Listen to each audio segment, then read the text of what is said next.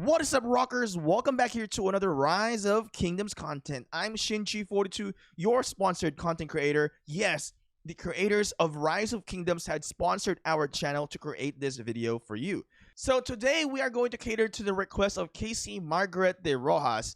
She said, Shin, make about KvK 1 preparation, what to do and not to do. And this is exactly what we're going to talk about today. So if you want to get the best tips and best guide for Rise of Kingdoms, if you're enjoying this game, consider subscribing and turn your notification on.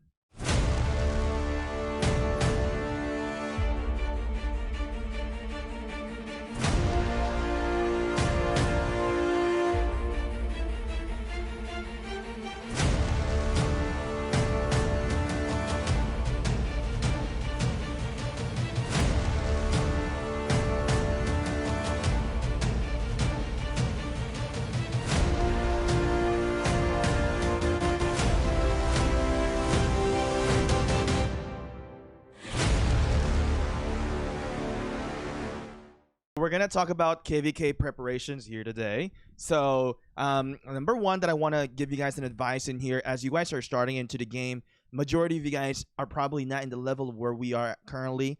So, understanding the basics is crucial and very important. So, the foundation of your gaming is really going to play a lot on this video today. So, the number one tip that I want to give you guys in here, the do's and don'ts: do not invest on way too many commanders that you can handle. All right, what I highly suggest to you guys is to focus on one commander at a time. Pick a definition for your account, for your gaming. If you want to be an archer player or an archer gang, Cavs gang, or a infantry gang, so decide onto that sequence. Now, let me give you some of the basics of the commanders that you're going to go for if you are going for archer gang. If you're going for archer gang, definitely get Yi Song Ye. This is a commander that will give you a long-lasting value. If you are going for infantry gang, you can then go for Richard and as well as Martel. Now, as we're going through this video, I want you guys to understand that I may have a lot of commanders right now because I am already on like season 5 or season 6 of KvK. You need to understand is that in the beginning, I only had YSG to start off with. This is my first legendary commander that I maxed out. And giving you guys this tips right now is going to really propel you to succeed in Rise of Kingdoms. If you divided all your legendary commander sculptures to every single one, you're not going to have a very strong legendary commander. Now, considering there are some situations where it may work, so with the new update in Rise of Kingdoms, which I never experienced as I was developing my account, is the skill lock. So if you are now trying to skill up your legendary commander, there's now an ability to upgrade with locking the skill, so you can determine which it is going to be locked or not. So you can use that function. Some commanders, some legendary commanders can be acceptable without being maxed out. So if you are a Cavs gang, if you ever get to see Saladin one day, this is a commander that can be done by 5-5-5-1, and you can basically you don't have to max Saladin, and you can still get the fullest potential of this commander. There are other commanders as well that would create a very great value for you as well, just by having a 5-5-1-1. So that's the do's and don'ts. Also for infantry in the beginning, the early meta would be Charles Martel and Richard. This is the early meta. These two commanders will serve you a long-term value, so they are not a terrible investment if you are looking into the infantry gang. Now, when I was an archer gang, I did have Yi Song Ye. During that time period, there wasn't a lot of commanders released yet, so I end up maxing out Richard as my second commander. So basically, to recap this first part, is that do not invest on way too many commanders. Don't spread yourself too thin. Focus on one first, on your favorite one, because whatever you pick, it will be the strongest one anyway for your setup, rather than investing on way too many commanders and you're going to run out of stars and you're not going to be able to level that up, and then you're going to run out of legendary commander sculptures as well, and you're just going to be stuck in a terrible position. So number 2 in here is that gather gems. Why is gathering gems important? There's a few things that is going to be really important for you once you get into KvK. First of all, whenever there's an event called the More Than Gems event, that is a very important event for free to play. you can definitely get you can definitely get some good value by spending a few gems and get like the I think you can get like 7 of the legendary commander sculptures. I forgot how many, maybe about 15,000 or something like that, but it gives you a lot of value when you spend gems. Another thing, there is an event called Past Glory where you can donate your resources. So another thing, gems and resources, you need to have a lot of resources when you come into KvK. So early preparation, early farming, banking, everything. We're going to talk about resources in a little bit in here, is very important. That's my biggest tip for you guys. In the Past Glory, there's a feature where you can donate your gems to get some boxes or to get some chests. It is also a worth it event for you to donate those, because you're going to get some action point for that. So if you're looking for like trying to compete for the honor points on that one, it will help you out greatly. Now, that approach may not be completely for free to play, but for more of the medium spender and big spender approach. So this guide is not just for free to play. Understand, anything that we make a guide for free to play is also applicable to all the all the types of level of spending into the game. So gather gems like what I'm doing, defeat barbarians. As you can see, my AP is like reduced in here right now. The reset just happened, so I got new AP to use. Defeat barbarians. The reason why I mentioned this is because if you take a look into here, you can see, you can calculate this, calculate how much of this. I think it's over 100,000 gems right now that I've been banking in here.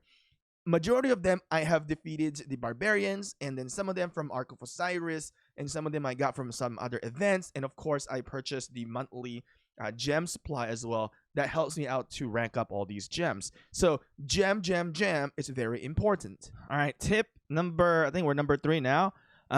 Complete your expedition. So if you see this expedition in the campaign mode, you see when I got into KvK 1, I think I'm almost done at least. You know, some of you guys, if you're free to play, it might be a little bit difficult because you do really need T5 and good commanders to finish it out.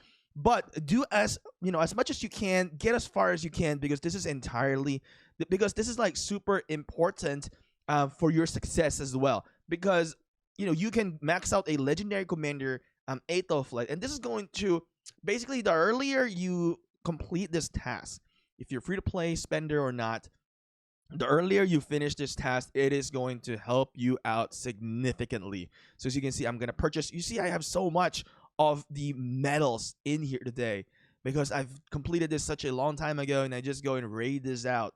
So get, 8th of Fleet. It's a great, free commander. Will help you guys out tremendously in the battlefield. Once you get into KvK Plus, it is a peacekeeping commander. It will help you to defeat barbs as well. And another thing about that is that long-term value of completing that task. You can go into the Alliance Reclaim shop in here, and then you can sell all of your 8th Flight sculpture for individual credits. And what you can do with the individual credits, you can either purchase speed ups, or hell, if you ever want to change your civilization, you can do it. And even if you want to migrate, you can request from the Alliance and have them drop a passport page, and then you can purchase a passport using your individual credit. So this has a lot of value.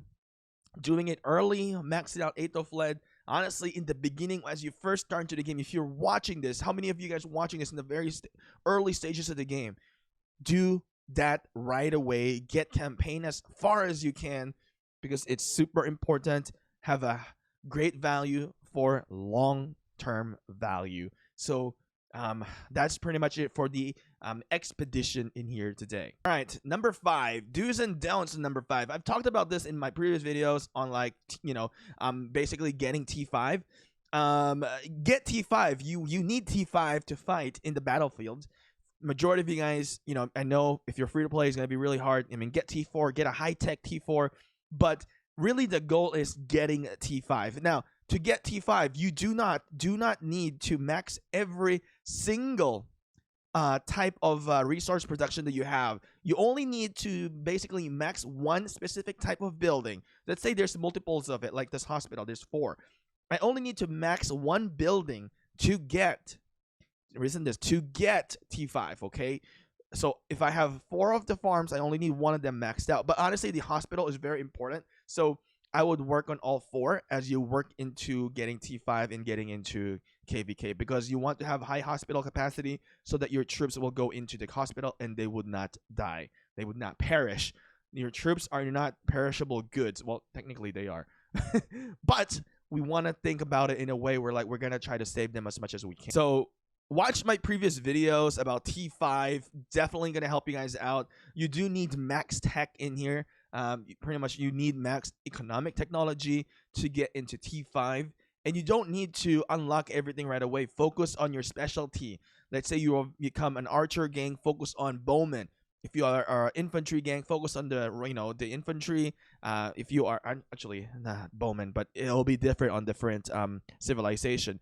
If you're a Cavs gang, focus on to the knights. Now save the siege, because siege gives you the most power among everything in here. Also, when you're trying to power up, try to compete in a power up event. Use the time. Use the resources and speed ups on a power up event so that you can win legendary commander sculpture. That is very important. So as you can see right now, number 5, we are farming. So farming is very important. So I'm only doing this with one account, but I also spend money into the game. So there's that. But if you want to save money into the game and not spend a whole lot on resources, what I highly suggest to you is to create another account. So for me, if you go to the settings, go to character management, I have another account in here. Right here, as you can see, right here, I have a 21 million in 1412A. That is basically a farm account that gathers resources for me, and I can transfer the resources to myself. Having 2 accounts will basically have you 10 marches. So if you want to basically not cheat, kind of cheat. If you want to cheat into the game on having many farm accounts, there's this application called BlueStacks, what I'm using right now. There's a link in the description. Click that link, and then you can download BlueStacks. In BlueStacks itself, there is a multi-instance. You have to go into the sidebar, and then there's a multi-instance, meaning you can open up multiple tabs of a new Gmail account. And then with that, you can set up like 100 farms if you really want to, or like 20 farms. And if you have the time, you can farm so many, and you can just provide resources to your own account, and you're definitely going to save a lot of money. And the only thing that you're gonna have to worry then is speed ups. But create a farm account, because that's extremely helpful. It will reduce your budget into the game, and will really greatly give you some edge against other players. It will make you last a lot longer because you'll have a lot of resources. So that's a completely something that you need to do. Number 6.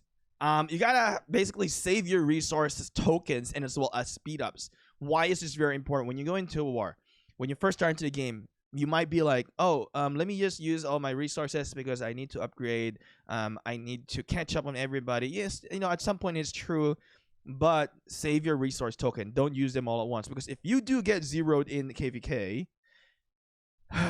everything that you have is gone. So do what I do. I hoard my resource token. This is completely fine.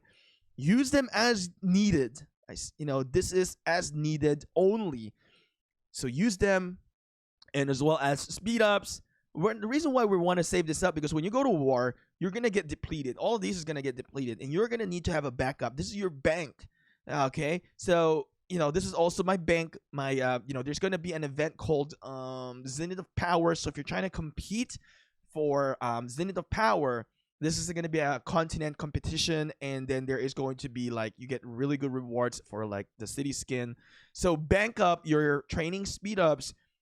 This is completely do's and don't. Do not consume everything right away. Make sure that you do bank items in your account, and then bank up some healing speed ups as well, because as you get into KvK, you're going to heal a lot of troops, because you're going to fight a lot, and you're going to bring those troops into your hospital.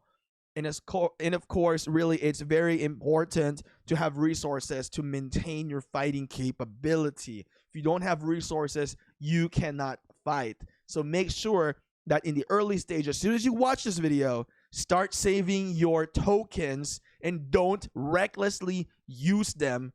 And you're gonna cry eventually if you do that, because once you get into KvK, you're gonna suffer because you can't fight anymore, and then you're gonna get kicked from the alliance. You say, oh, you didn't contribute much because you don't have any more resources. Or you can also beg for resources, but if you ran out of speed ups as well, you don't have healing speed ups. If you're not doing a lot of barbed forts, as you can see, this 5-minute speed ups, we do a lot of barbed forts, so we've racked up on a lot of 5-minute speed ups.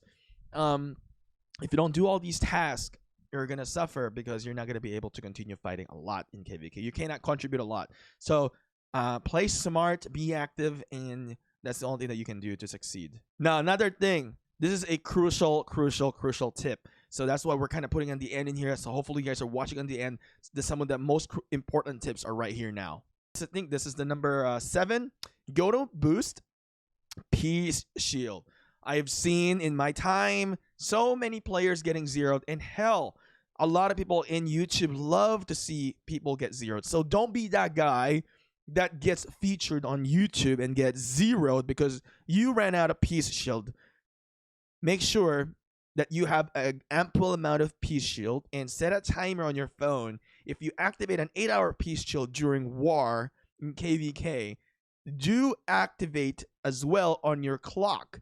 Set a timer, 8 hours. Actually, set a timer for 7 hours and come, wake up in, 7 hours and activate one again, at least, close to the consumption time. The best thing really is to set up a 24-hour Peace Shield just to be safe. 8 hours goes by really quick. So don't get zeroed in KvK. Use your Peace Shield and use it wisely, and don't forget about your Peace Shield. So many players, like I said, have used Peace Shield, forgot about it, they get zeroed, everything is lost because they, all of the troops are gone because they get killed. Your hospital's full, resources gone. So basically, don't be that person. Another thing, number 8, is another crucial thing: teleport. As you can see, I have a lot of teleport in here. All right. The big thing, the biggest important thing as well. I am a guy who doesn't really shield on KvK because it's cheaper to teleport than to get zeroed. That is my mentality. I would rather teleport out than to shield, because if I forget my shield, I could get zeroed, and being a YouTuber, oh, everybody would love that, right? So be smart. I would say spend a little bit more to teleport, but if you really don't have teleport, then use the Peace Shield. But going into KvK, stack up onto teleports. See, we have like really a lot of teleports in here, right? So bank up onto teleports. Do Ark of Osiris. You get teleports there. I forgot where you get all the random teleports at, and you can get this as well. You can teleport randomly. But if you don't land into your alliance territory, you can get zeroed as well. So you make sure that you land into your alliance territory. So having some alliance teleport, territorial teleport, is very, very helpful. The last thing I want to give you guys an advice in here, I think we are now in tip number 9. Tip number 9 is basically get some rest. Now, giving you all these tips, you're going to be restless, and you're going to be like so stressed out about the game. And you're just going to be like, you know what, there's so many... I need to be like, and you're gonna be like, oh man, I need to be up for like all of the battles in here, and what's gonna happen is that you're not gonna enjoy the game. So make sure that you rest, get some sleep as well, even if you're in KvK. Before KvK, treat the game as a hobby. Don't lose sleep about it, unless it's really a long war. But like I said, get some rest. Because if you're restless, you're not going to make the right decision. And I don't think any YouTubers talked about this in their tips. I'm being honest here. We're all human. You're going to make mistakes. I make mistakes. Get some rest. You don't want to be, restless when fighting in the war, because you can make a lot of bad decisions and you're not going to see things correctly. If you're going to attack, your reflexes is going to be really bad. So make sure, get some rest and sleep. And be like 100% energy, refresh when you are playing the game. So that's very important. You don't want this. You don't want to be going to war when you're really groggy and you're like, oh, I'm super tired, needs to sleep. You're not going to make the right decisions. You're gonna get wrecked in the battlefield, because the players that you're going against with, they have full rest. And even though we talk about this as a video game, physical state and mentality state is very important as well. So another tip that I want to give you guys in here, tip number 10 basically, is to rack up your action point recovery. As you can see, we have a lot of AP in here. Make sure you don't use them right away, in the kingdom.